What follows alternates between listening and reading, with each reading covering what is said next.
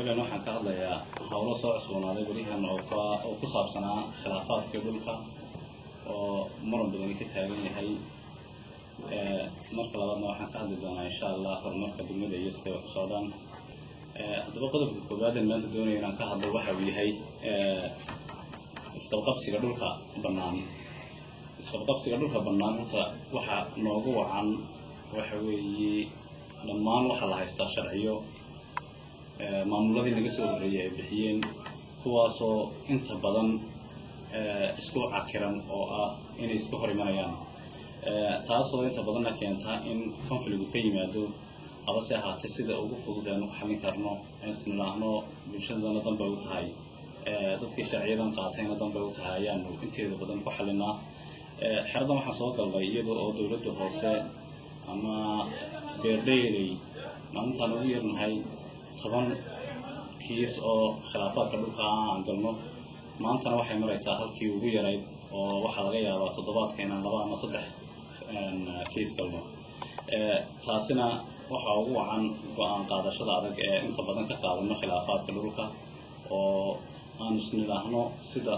وقوم معقول صن لبضاسي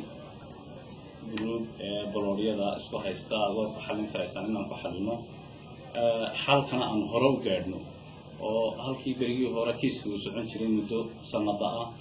oo maanta bilaabmay ilaa 10 sano oo dambe uu sii soconayay waxaan isku daynaa kiiska maanta bilaabmaa sida ugu dhaqsaha badan leh inuu nooga soo afjarno waxa laga yaabaa inuu maalin gaaro 2 qaato 3 qaato kan ugu badan laakiin uu nagu dhaafin bil gudaheed taasoo ay noogu wacan tahay waliba inaan ka degdegno waan jeclaan inta badan laakiin safar xagga maamulka ah oo mararka qaarkood fulinta ama guddiga joogtada la isteeyro waayo habase ahaatee kiisasku hadda sida ay nooga socdaan waa sida ugu quruxda badan aan isleenahay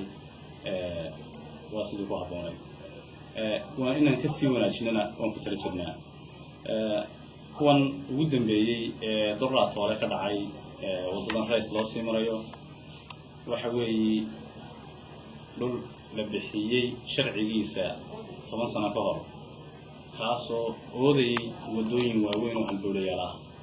abase ahaatee xerada markaan soo galay wayna hor yimaadeen go'aan adagna waan ka qaadanay waqtigaasi abase ahaatee si yar oo dhuumasho ah ayay mar labaad fasaxiyo u qaateen taasaa keentay in dib la isugu soo noqdo maanta oo bulshadina buuq badan ay ka geysatay iyaga oo aan naga warsugin go'aanadayadii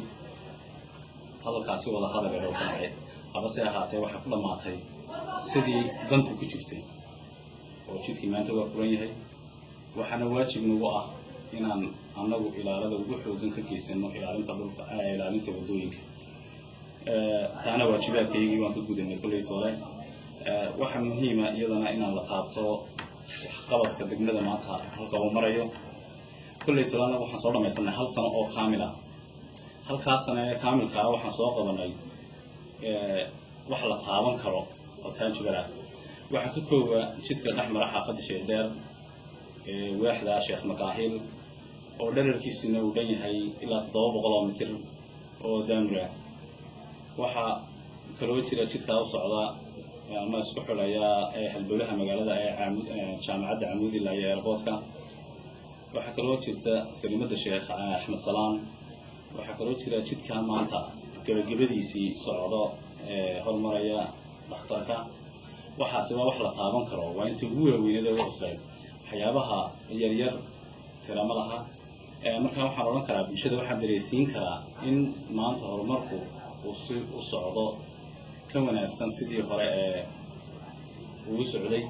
waxaana qurux badan midba meel marka uu soo gaarsiiyo maamulba hadba halku soo gaarsiiyo ka dambeeyana uu ka sii anba qaado annaguna waxaan ku tala jirnaa haddii Ilaahay yiraahdo sanadkan soo socda ama sanadkan imika gudihiisa aan galnaan hadda bilowga ku jirno 10 mashruuc oo waaweyn inaanu ka hirgelino haddii Ilaahay yiraahdo 10 mashruuc waxaan ku rajaynaynaa sida ugu quruxda badan ee ugu degdegsan inay naga soo fulaan 10 waxa ka koob noqonaya سيقابستا سيودد جدكن وصعد airportka oo ka bilaabmaya xirada traffic ilaa iyo controlka airportka dawladdiisa ku joogsan doona jidka isku xiraya xaafadan